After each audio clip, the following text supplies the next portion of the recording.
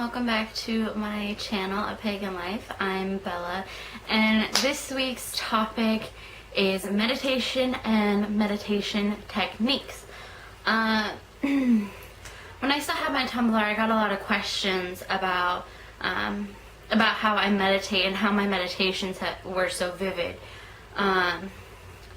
Well, one of the answers as to why my meditations are so vivid is because visualization is a very key thing in meditation, and being able to center yourself and ground yourself is another key point. And those are things that I've done since I was very little, so they're very natural to me. So with meditation, you want to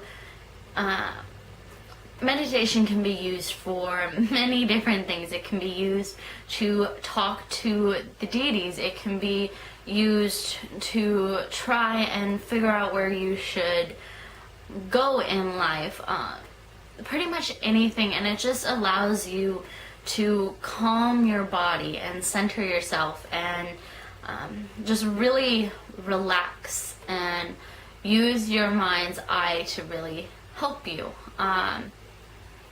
There are several meditation techniques that you can do, and some will work for you and some won't. You can sit on a pillow and sit before your altar or a meditation altar, and close your eyes, take deep breathing, count backwards from 10, and think of, with your mind's eye, see the numbers being written on a board, and as you count backwards, think of yourself going deeper and deeper into a state of mind. There's also a lot of guided meditations that you can do. You can find some here on YouTube. One of my favorite ones is for finding your spirit animal, and Charming Pixie Flora does that, so I will link that video down below. Another one is if you know you won't fall asleep, you could lay down and do your meditations. There's also a lot of meditation CDs out there if you like to have a little bit of noise. I know with shamanism and their trance work, they have drummings, and I find that that's really calming to listen to if you're just listening to the drummings. When you are meditating, if you do have sound, it's best to keep the sound to a minimum, so you can focus and really just let go. Where can you meditate? You can meditate pretty much anywhere you want.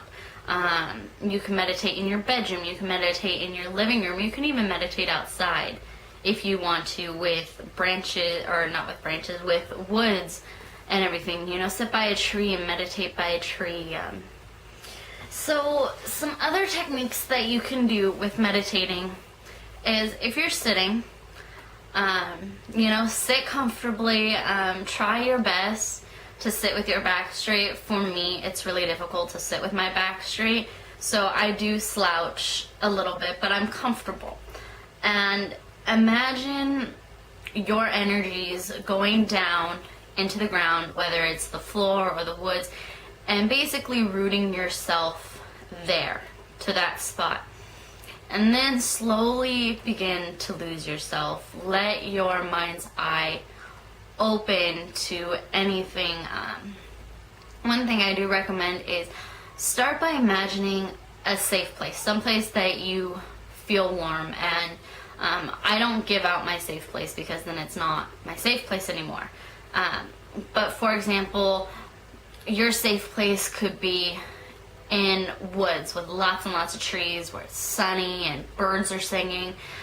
So imagine and visualize that safe place. Now, depending on what you are looking for, whether it's your patron and matron goddess, patron and matron deities, or your spirit animal, imagine a door from your safe place into,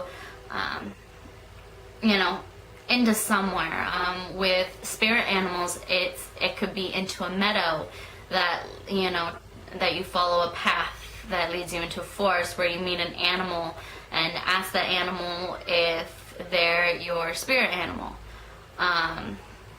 With deities, you can imagine, you know, going from a safe place to an element. So, like if you're very connected to water, imagine, you know, that door leads you to a great big waterfall or a lake or an ocean. Again, if you're connected to earth, imagine going into an even more beautiful wooded area with animals running around. Fire, you can imagine just being somewhere where the sun is shining, or you could even be by a campfire. Air, you could be flying, and you know, there's a lot of different techniques out there. Definitely not everything works for everybody.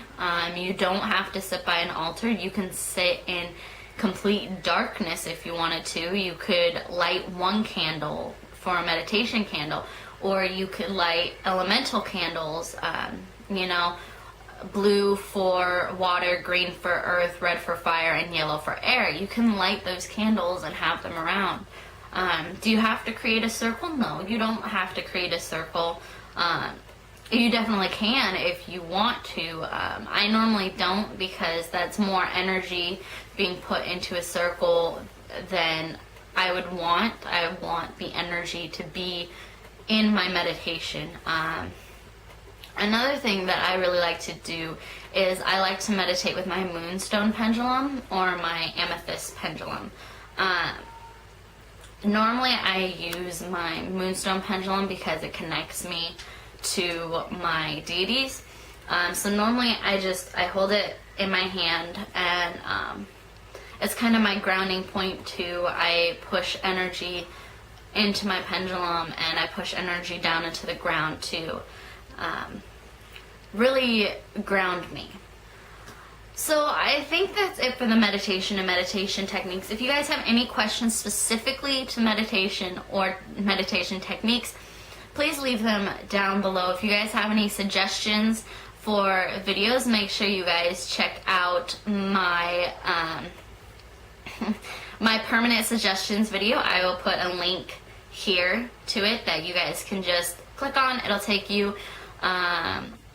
if you guys haven't watched my suggestions video, that's basically just a video where I can keep a list of all suggestions, and yeah, I prefer suggestions on that video, and then any comments or questions you have specifically to meditation and meditation techniques, please leave them down below, and I'm going to hopefully maybe start making more videos instead of just once a week.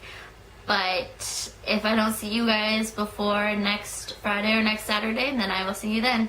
Blessed be.